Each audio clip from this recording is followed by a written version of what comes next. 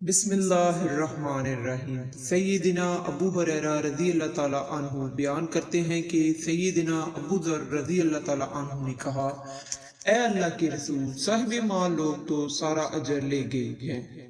وہ اس طرح کہ وہ نماز پڑھتے ہیں، ہم بھی نماز پڑھتے ہیں، اور وہ روزہ رکھتے ہیں، ہم بھی روزہ رکھتے ہیں، لیکن ان کے پاس زائد مال ہیں جن کا وہ صدقہ کرتے ہیں، اور ہمارے پاس اتنا مال نہیں ہے کہ ہم بھی صدقہ کر سکیں۔ رسول اللہ صلی اللہ علیہ وآلہ وسلم نے فرمایا، کیا میں ایسے کلمات کی طرف تیری رہنمائی نہ کر دوں کہ جب تو ان پر عمل کرے گا تو تو سبقت لے جانے والے کو پا لے گا، اور تیرے مقام کو کوئی بھی نہیں پا سکے گا مگر وہ جو تیرے عمل کی طرح کا عمل کرے گا۔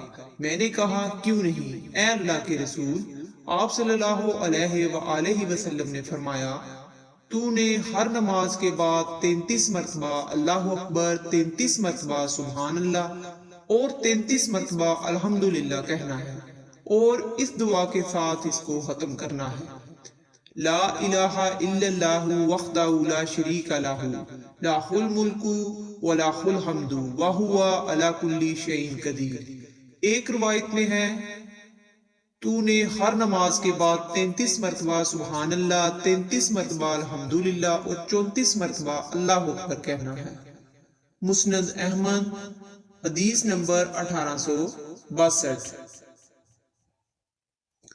سیدنا زید بن ثابت رضی اللہ تعالیٰ عنہ کہتے ہیں، ہمیں حکم تو یہ دیا گیا کہ ہر نماز کے بعد ہم 33 مرتبہ سبحان اللہ، 33 مرتبہ الحمدللہ، 34 مرتبہ اللہ اکبر کہیں، لیکن ایک انصاری کو خواب آیا اور اس سے خواب میں پوچھا گیا، کیا تمہیں رسول اللہ صلی اللہ علیہ وآلہ وسلم نے حکم دیا کہ تم ہر نماز کے بعد اتنی دفعہ سبحان اللہ ہی اور دوسرے اذکار کہو؟ اس نے خواب میں جواب دیا، جی ہاں۔ تو خواب میں آنے والے نے کہا، تم 25 مرتبہ کر لو اور 25 مرتبہ لا الہ الا اللہ کا اضافہ کر لو۔ جب صبح ہوئی تو وہ نبی کریم صلی اللہ علیہ وآلہ وسلم کے پاس آیا اور آپ صلی اللہ علیہ وآلہ وسلم کو اس خواب کی خبر دی۔ رسول اللہ صلی اللہ علیہ وآلہ وسلم نے فرمایا، ایسے ہی کر لو۔ مسند احمد، حدیث نمبر 1863۔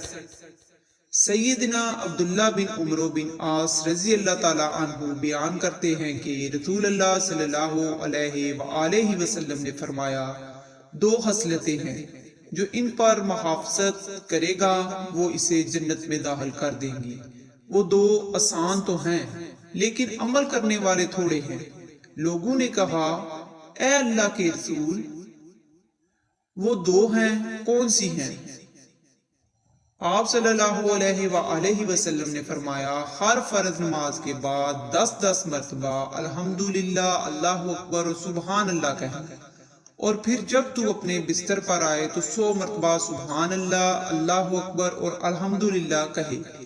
یہ زبان پر تو کل 250 کلمات ہوں گے، لیکن ترازو میں 2500 ہوں گے۔ اب ذرا یہ تو بتاؤ کہ تم میں سے کون ہے جو ایک دن رات میں 2500 برائیاں کرتا ہو؟ صحابہ نے کہا، تو پھر عمل کرنے والے کام کیسے ہوں گے؟